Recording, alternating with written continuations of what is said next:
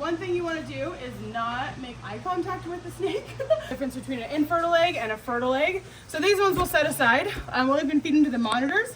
Okay, hi guys. I am pulling a clutch, which means Jay, my dad, is out of town. The only time that I pull clutches. This is his job. This is a very, very, very important one. You guys know Tim, but this is Tim. He does all of our breeding, all of our pairings and stuff like that. Literally bred her, or knew what she was, obviously when she came out from an egg, but then like thought about this clutch from when she was a baby. I grew her up specifically for this breeding. Yeah, so fun. So what's the pairing? She's a purple sunfire platinum motley phantom, which are 4 codominant genes and 1 recessive gene, and the father was a rainbow tiger. So if you don't know what that means it's really impressive.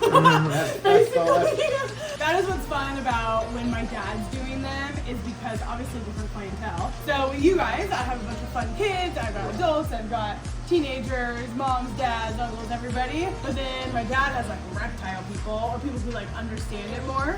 So it's a little bit lost on us. I won't include myself in it. There's a lot of genetics. It's a lot of stuff going on. It's really cool. This is her first clutch, so it's her first time being a mom. So we actually don't know if she's nice or not. So snakes, the reason why we take their eggs and remove them and put them in the incubator is simply because there is no maternal instinct. We would never remove them if there was maternal instinct, but because there isn't, she is just the happiest, sweetest thing afterwards. By removing them, she doesn't have to sit on them for the 84 days, right? For 84 days, so she gets to eat, she gets to get healthy again, she'll be able to get back going in gear. Also, her babies will be put into, if she was holding on to them, so a lot of them naturally pass away while the incubation is happening, or in the wild, once they're born. They're just little tiny guys, so they naturally have so many more eggs. But when you put them in an incubator with perfect temperature, perfect humidity, perfect everything through their whole incubation process, they all live, which is really cool. So, okay, enough chit-chatting, talking, I'm doing nothing.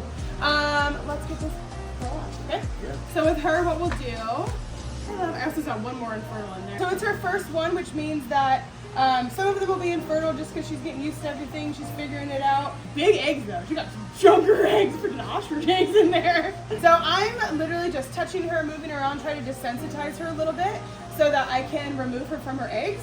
And that should be nice and sweet. One thing you want to do is not make eye contact with the snake because for them, all they're thinking about is like a kill shot basically. Every kill shot, you want to go for the head, and there we go. That's basically 90% of it. Yeah, Oh, too big, sorry. It's hard because she's big, so we've got to put her in a little bit bigger box. But with that, I'm a little short, so perfect. All right, so she did so well. I did a little less well than her. I got short hair. I know. Okay, so now we know. She's a sweetheart. If you look, there's actually a lot of infertiles in here, which you can call them slugs. The way you can tell the difference is, see with this one, oh, they're so warm. You can very clearly see the difference between an infertile egg and a fertile egg. So these ones we'll set aside. We'll even feed them to the monitors. There's tons of nutrients in them. Tons of everything. Ooh, these guys are big, Tim. So we'll put these in the incubator for 84 days. What's the temp? Is it 90, 92, 90 degrees? So these ones we can pull over. You can tell also, even though that side looks good, that side is very clearly not. But see this one, it's like half and half. So we'll put that one in there. They're real stuck together. So we want to make sure that also any of the paper that's on there, we want to get the bottom, because what will happen is when they put it in the incubator with all the humidity, so what they'll do is they'll just expand, and then these pores, you can still see them at the end, but they literally just absorb all of the water. Ugh, it is so nerve-wracking. So I don't do this very often.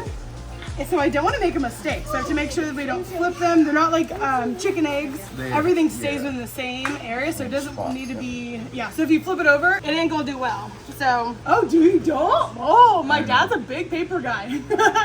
He's always literally like, he's having like, but we'll take a peek at it. Peel it off. I can get it off. Okay, so see this one's probably bad. There's probably no way that it's not, but we'll keep it in there just because we can. A ton of them that look like that. Uh-huh. I mean, there's no reason not to. I won't change anything. Here we go. I think we just count them and then we're done. Let's see. Okay.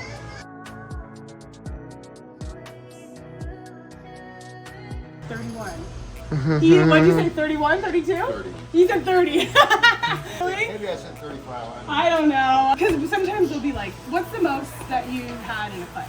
92. Can you imagine? Were they smaller? Yeah. Yeah, they weren't giant eggs. Still, oh my gosh, so crazy. We'll circle back around, basically. And then these guys will go in the incubator right underneath, which is fun because if you come visit the zoo, you can come and see them all. I hope you get what you want. Hope you get what you want. That'll be so fun. Will you be able to visually see all of it, or some of It hasn't been made yet, so. Valid. Yeah, so it's kind of crazy because sometimes the genes are recessive, so you don't see them, but they can come out later. I don't know. But we'll learn it all. Yeah, yeah, they know. Okay, sweet deal. There it is. Thanks, guys. Thanks for watching. Right on.